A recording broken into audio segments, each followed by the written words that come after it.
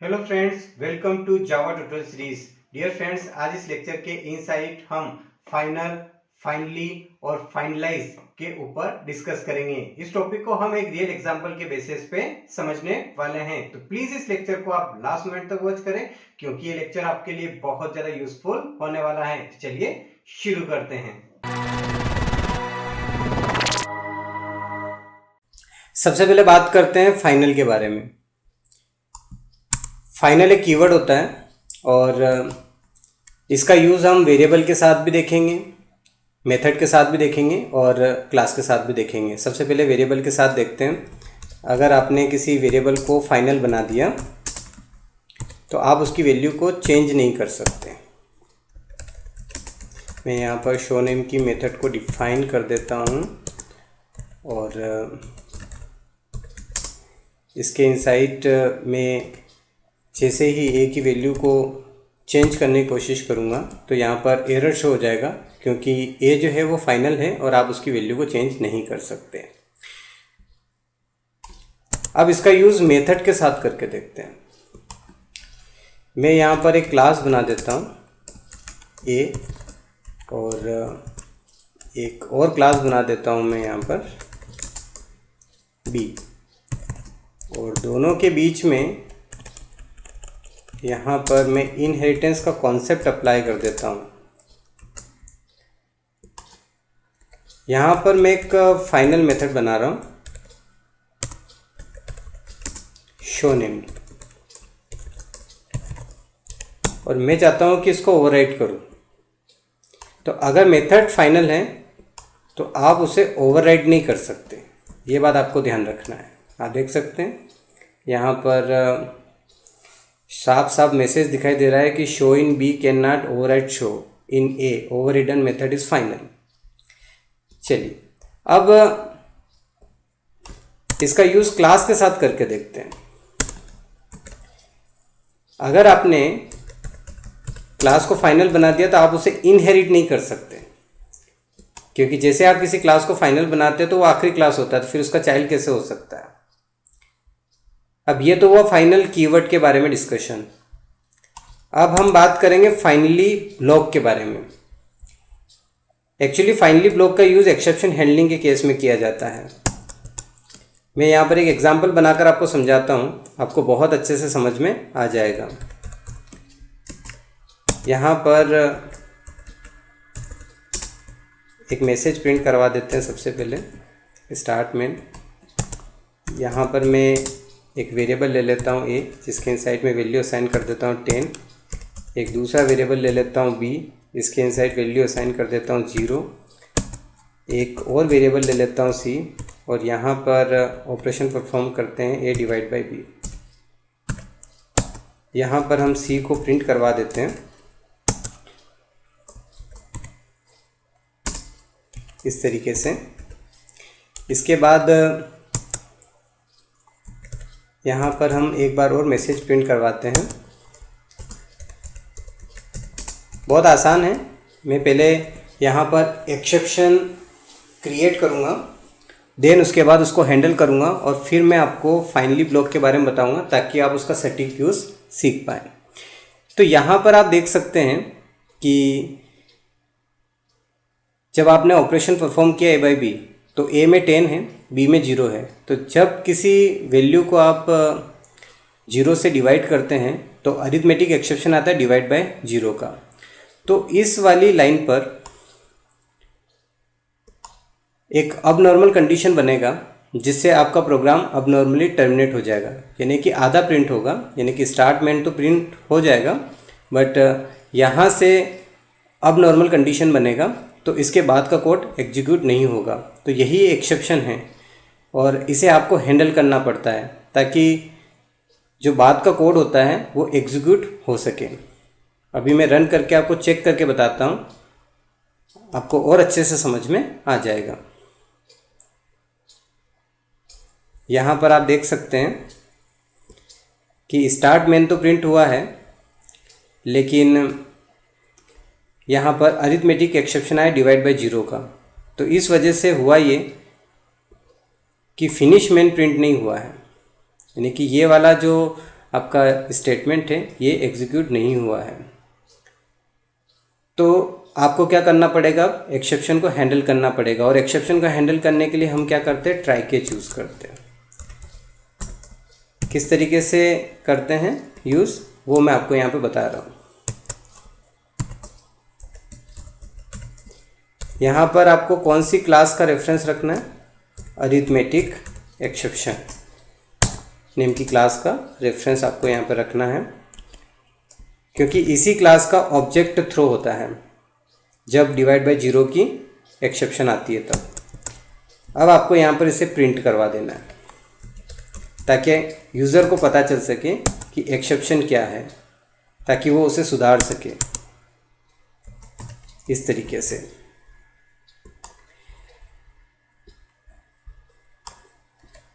तो यहाँ पर मैं अब रन करके चेक करके बताता हूँ आपको। जैसे हम यहाँ पर रन करते हैं तो अब आप देखेंगे कि एक्सेप्शन हैंडल हो गया होगा।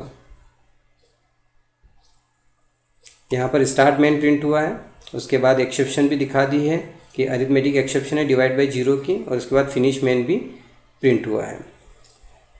अब बात कर लेते हैं फाइनली की। मान लीजिए कि एक्सेप्शन हो या ना हो, फिर भी आपको कोई टास्क 100% एग्जीक्यूट करवाना हो तो उसे आप फाइनली ब्लॉक के इनसाइड करवा सकते हैं। मैं यहाँ पर एक सिंपल तरीके से मैसेज प्रिंट करवा के आपको बता देता हूँ ताकि आपको फाइनली ब्लॉक का जो यूज़ है वो समझ में आ सके। यहाँ पर हम मैसेज प्रिंट करवा देते हैं, फाइनली ब्लॉक टेस्ट, इस तरीके से। अब यहाँ पर आप देख सकते हैं कि एक्सेप्शन आया है, हैंडल हुआ है, यानी कि ट्राई के बाद कैच ब्लॉक चला है, लेकिन फाइनली ब्लॉक 100% एग्जीक्यूट होगा ही होगा, यानी कि आपको ये मैसेज मिलेगा फाइनली ब्लॉक टेस्ट। रन करके चेक करके बताता हूँ आपको मैं यहाँ पर।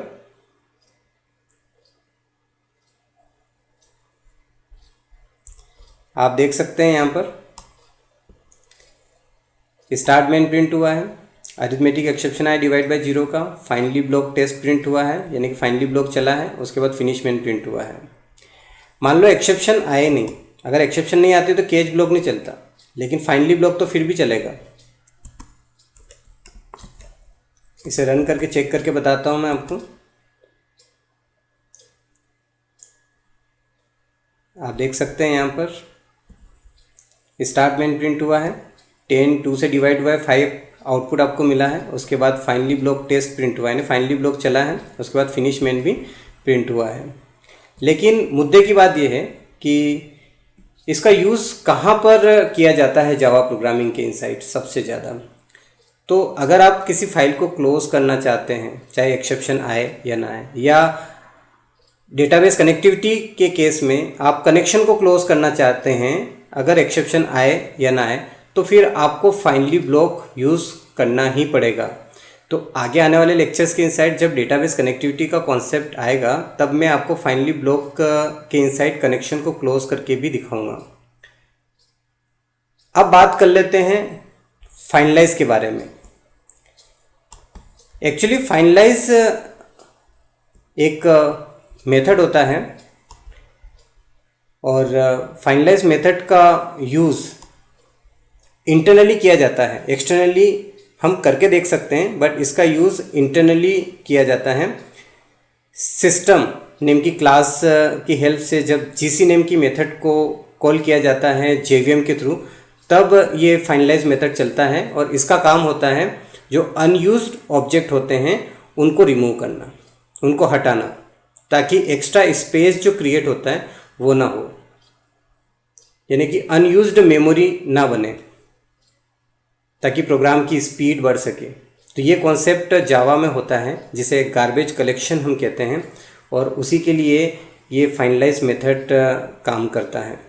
किस तरीके से वर्क होता है हम एक्सटर्नली करके देखते हैं, आपको बहुत अच्छे से समझ में आ जाएगा।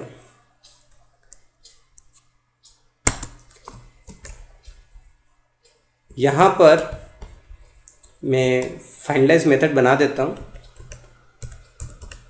और ये प्रोटेक्टेड होता है, मैं बता देता हूँ आपको। तो आपको भी यहाँ पे प्रोटेक्टेड बनाना है इसे। एक मैसेज प्रिंट करवा देते ताकि आपको समझ में आ सके।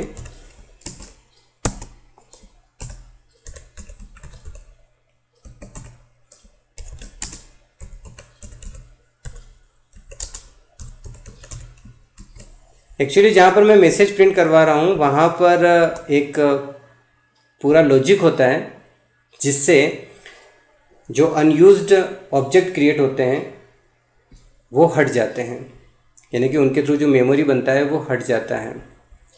यहाँ पर हम केवल इसे टेस्ट कर रहे हैं कि ये किस तरीके से चलता है। तो यहाँ पर आप क्या करें कि जो आपकी क्लास है सबसे पहले आप उसी का ऑब्जेक्ट बना लें इस तरीके से, और इसी के रेफरेंस के इनसाइड इसे रख दें। एक बार आप प्रिंट करवा लें इसे। जब आप इसे प्रिंट करवाएंगे, यानी कि ये जो ऑब्जेक्ट है इस रेफरेंस में आ चुका है और इस रेफरेंस को जब आप प्रिंट करवाएंगे तो इस क्लास का हैश कोड प्रिंट होगा। अब इस रेफरेंस के इनसाइड मैं नल असाइन कर देता हूँ, यानी कि एक अनयूज्ड ऑब्जेक्ट आपने असाइन कर दिया इस क्लास के रेफरेंस के इनसाइड। तो होगा ये कि जब आप सिस्टम नेम की क्लास से जीसी नेम की मेथड को कॉल करेंगे, एक्चुअली जीसी का फुल फॉर्म होता है गार्बेज कलेक्टर, और ये एक स्टैटिक मेथड है जावा के एलएनजी पैकेज के इनसाइड जो सिस्टम नेम की क्लास है उसके इनसाइड। और आपको पता है कि अगर कोई मेथड स्टैटिक है तो आप उसे क्लास नेम से कॉल कर सकते हैं। तो यहाँ पर यही हुआ है कि सिस्टम नेम की क्लास से जीसी नेम की मेथड को कॉल किया गया है, और इसको कॉल करने से होता है कि अगर इसे अनयूज्ड ऑब्जेक्ट दिखेगा तो ये इसको चला देगा। सीधा सा कॉन्सेप्ट है, आप रन करके चेक करके देख सकते हैं। क्योंकि सबसे पहले आपको इस क्लास का हैश कोड मिलेगा जो कि नॉर्मल प्रोसेस है। प्रोसेस यहाँ से बन रहा है कि एक अनयूज्ड ऑब्जेक्ट उसको मिल रहा है, और जैसे ही आपने सिस्टम से जीसी को कॉल किया ये फाइनलाइज मेथड को चला देगा। रन करके चेक करके बताते हैं आपको।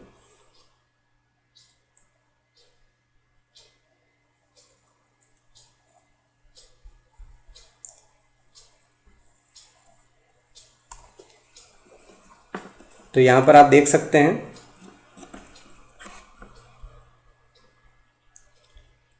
मैं आपको दिखा देता हूँ। यहाँ पर सबसे पहले हैश कोड प्रिंट हुआ इस क्लास का, और उसके बाद फाइनलाइज मेथड टेस्ट, यानी कि फाइनलाइज मेथड चल चुका है, जबकि आपने कॉल किसे किया था, जीसी मेथड को कॉल किया था। तो आज के इस लेक्चर के इनसाइट हमने फाइनल, फाइनली और फाइनलाइज मेथड के बारे में डिस्कशन किया, और इंटरव्यू में पूछा जाने वाला टॉप मोस्ट क्वेश्चन में से एक क्वेश्चन है।